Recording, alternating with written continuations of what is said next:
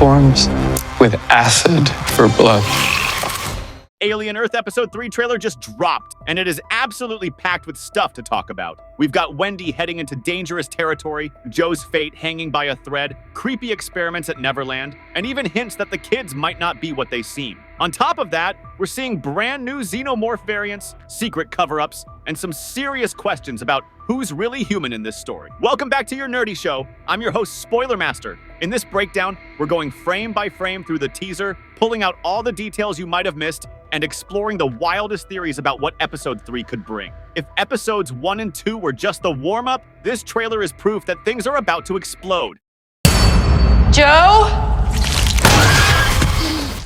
Wendy's descent into the basement. The trailer kicks off with Wendy dropping down into what looks like the basement of the new Siam building. At the end of Episode 2, she was already suspicious that her brother Joe had been taken by the alien creature. The trailer seems to confirm that she's going after him. Now, if we go by what we've seen before, the aliens don't kill right away. Instead, they grab their victims and cocoon them. Remember N from earlier episodes? Same deal. That's why my bet is that Wendy's going to find Joe stuck to a wall, trapped as bait for a face hugger. There's even a shot of a lung in a capsule later on, which could very well belong to him. Maybe Neverland's scientists managed to remove the embryo before it matured. If so, that tells us two things. The experiments aren't just about survival. They're about controlling infection. Joe's storyline is far from over. The fact that Wendy risks everything to save him could be a huge turning point for her arc. Keep telling yourself that. The classic alien sound returns. Right after Wendy's basement crawl, we hear a chilling sound effect that hardcore fans will recognize instantly. It's the exact same audio used in the original Alien trailer back in 1979 and later in Prometheus. That might sound like a small Easter egg, but it's more than just nostalgia. It ties this show directly into the Alien cinematic lineage. Noah Hawley clearly wants viewers to feel like this is a continuation of that same legacy. It's a reminder that this isn't just another sci-fi thriller. It's a piece of the bigger Alien puzzle. Infinite potential. There's a feeling you get.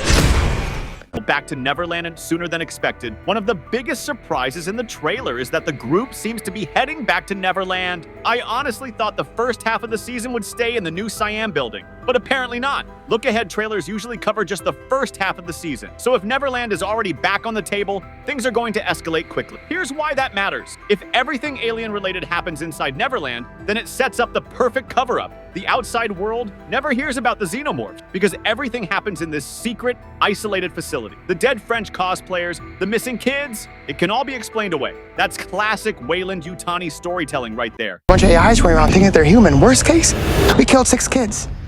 Are the kids actually dead? This is where things get dark. Over the trailer, we hear a scientist say, "Best case, we got a bunch of AI thinking they're human. Worst case, we killed 6 kids." That line basically confirms one of the biggest theories we've been talking about since episode 1. The kids might already be dead, and what we're watching are just AI recreations of them. Think about it. They bleed white synthetic fluid. Wendy hears voices that connect her to the alien hive mind. Their memories feel slightly off. All of that lines up with the idea that these aren't human children anymore. They're synthetic copies designed to test survival. It reminds me a lot of Ghost in the Shell, where you're never really sure where the line between human consciousness and artificial replication gets drawn. And that's what makes the show so unsettling. If the kids don't even know they're synthetic, then what's the difference? Gladiator cages and alien combat. There's a shot of the group trapped in what looks like a metal cage arena, almost like a place where they'd test combat scenario. The vibe is very gladiatorial, which suggests the kids might be forced to fight aliens directly as part of the experiment. If that's the case, then Neverland scientists aren't just observing infection anymore. They're studying combat performance, resilience, and maybe even AI adaptability. That ups the stakes big time.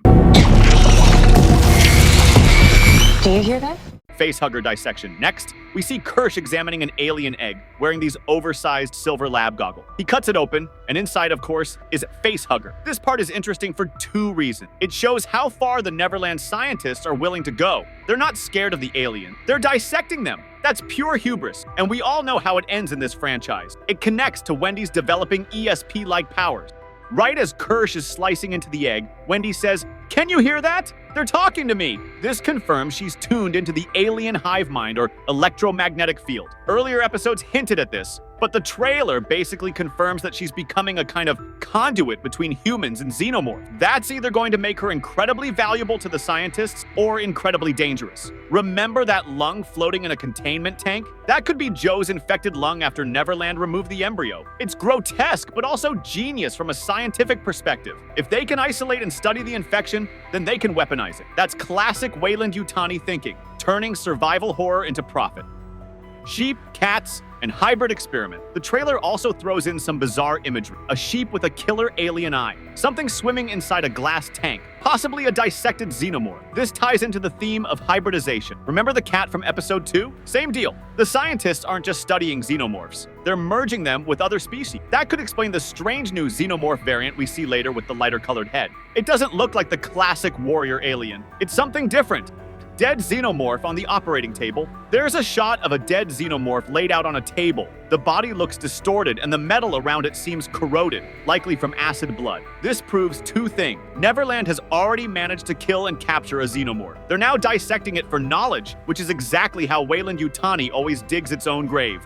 The new lighter-headed alien. We also get our first look at a brand new Xenomorph variant. Its head is lighter in color, almost translucent, and it smashes against containment glass. That's probably the one hatched from the egg Kirsch was dissecting earlier. If so, it's another example of the scientists playing God and losing control. Once this thing escapes, it's going to tear through Neverland like wildfire. We see shots of acid blood burning through ceilings, people sprinting through fields, and a Xenomorph crawling up a pipe. It's basically Jurassic Park all over again, except instead of raptors, we've got acid-blooded nightmares that can adapt to anything. There's also a sequence that looks like a flashback episode. We see Marrow uploading or downloading data from a computer, and the perspective shifts to what looks like Xenomorph vision. This could finally explain what went down on the ship before the story began. If the show gives us that missing puzzle piece, it'll tie the whole mystery together.